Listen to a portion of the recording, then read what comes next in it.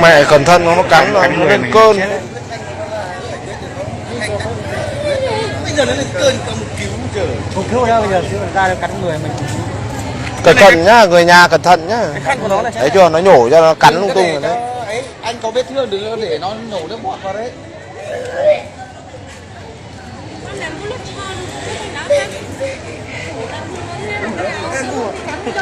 Ôi, thấy chưa?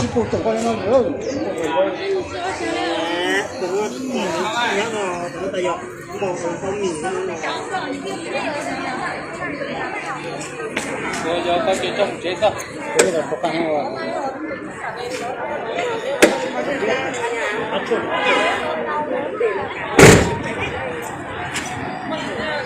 Nó cắn cho đấy nhá, lại phải tiêm đấy nhá. Bảo đi.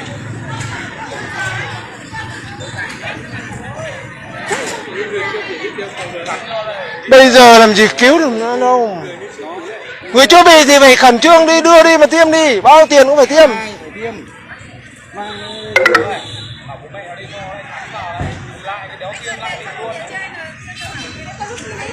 Cho vào thì nó lên cơn vật mầm này.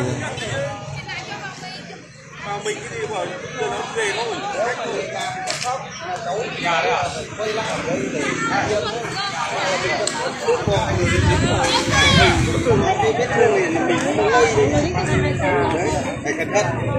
Cái này nó chưa đúng hạn đâu mà nó bất kể ai nó cắn.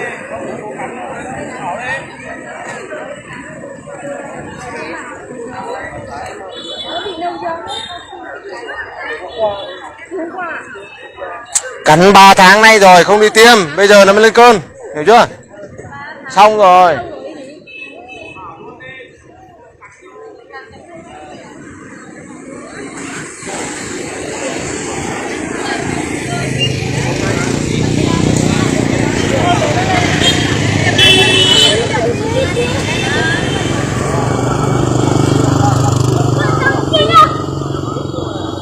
Bé là đây, cho nó về đi.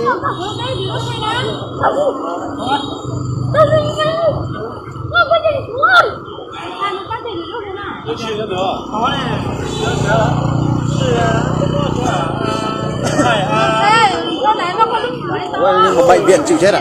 Đưa lên cho nó họ giả về, không chịu, không làm cho nó bệnh dại. Để nó bị lên cơn rồi thế nào là lâu chưa? 3 tháng, bị cắn 3 tháng rồi, nhưng mà vừa lên cơn hôm qua thôi.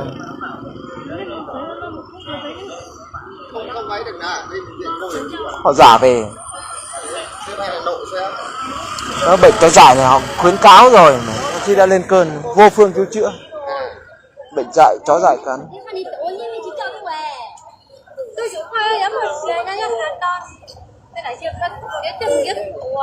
Khổ nhỉ, đấy, chủ quan vài đồng tiền cứ nghĩ cắn bình thường không tiêm là xảy nhá.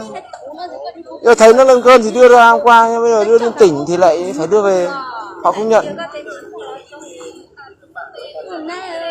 Mẹ thằng con trai đẹp thì chứ, xinh trai chứ, đẹp trai thì chứ, không phải xấu đâu, chưa? Ồ.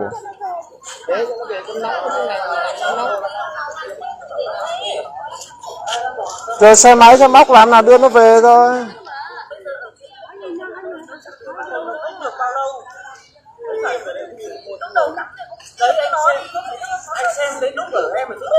Gồng lên kinh. Khổ đẹp trai chứ. Tiếc tiền. Cách đây 3 tháng rồi, không phải chủ quan nó cứ dạng ấy. Chó cắn bình thường cứ kệ nó thôi. Bây giờ hôm qua nó lên cơn thì đưa ra đây là đưa lên tỉnh. Tỉnh thì bây giờ tỉnh trả về, tỉnh không nhận.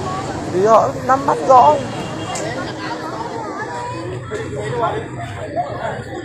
Vừa mệt vừa mẹ. Bố nó bế vào trong đây đi. Bố nó bế vào đây. Nó không muốn nó phải là